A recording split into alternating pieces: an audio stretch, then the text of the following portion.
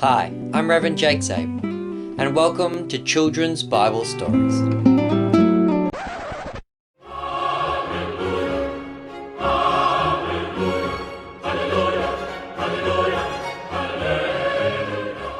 Alright children, welcome back to another Children's Church history story, and we're doing another story in our series, the Children's Dragon Story. However, as I'm going to explain further at the end of this episode, this story probably didn't happen, or didn't happen at least in this way. There are many dragon stories like George and the Dragon, Theodore and the Dragon, Martha and the Dragon, and many Christians think that these stories are probably true. However, our story for today is the story of Slyvester and the Dragon, and this story seems less likely to be true. So this is the story of the Bishop Slyvester I, the Pope of Rome. And so after Saint Constantine had become the Emperor of Rome and had legalized Christianity, he worked to remove many of the old pagan Roman gods. And near Rome, there was a dragon who lived in a pit and had a toxic gas that it breathed out that killed people. And originally, the dragon was worshipped by the pagans of Rome, who used to feed virgins to the dragon. But when Constantine became emperor and legalized Christianity and outlawed paganism, the priests of the dragon weren't allowed to worship him anymore.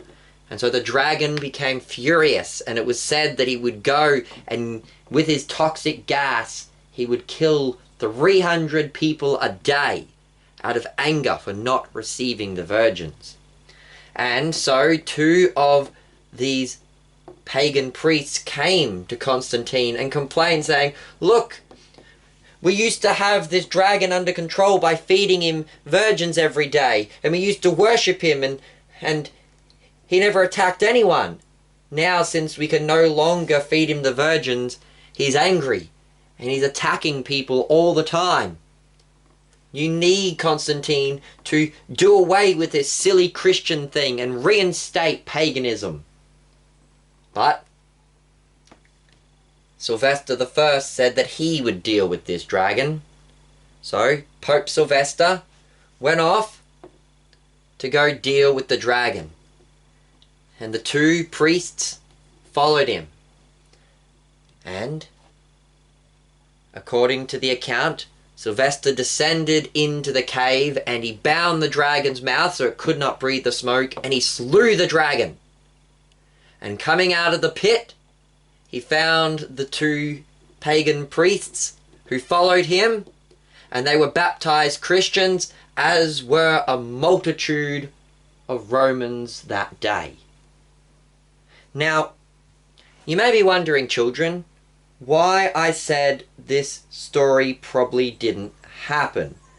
And that's because this story is found in a writing known as the Acts of Slyvester, which is a document written centuries later, possibly in the 500s AD, which records all these legends that Pope Slyvester had done, including things such as cursing a Roman guard who had thrown him in prison, and then he went home and he choked on a fish and died. The guard, not Slyvester. There's also a story of Slyvester arguing and a debate with some Jews and converting them to Christianity.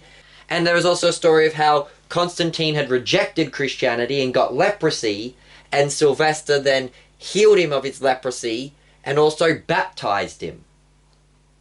And that is one of the main reasons for why we don't think these stories happened. Because the Acts of Slyvester claimed that it was Pope Slyvester who had baptized Constantine. However, In reality, Constantine was baptized on his deathbed by an Eastern Christian who was actually part of the Arian church, who rejected the divinity of Christ. And so the acts of Slyvester, which mention him killing the dragon and all these other miracles he apparently did, they contradict actual historical accounts that we do know. So many people have then rejected the acts of Slyvester as being a real story. Now, could the story of Slyvester and the dragon be true? Maybe. Could parts of the story be true? Maybe. Are some of the things mentioned in the acts of Slyvester things that he actually did? Possibly. But there are also things mentioned in the acts of Slyvester that he didn't do. So therefore, we don't know which stories are true and which stories aren't true, because the document mentions some things that we know didn't happen. So that then, children, is the story of Slyvester and the dragon. A story that may or may not have happened. I've been your host, Reverend Jake Zabel. Goodbye and God bless.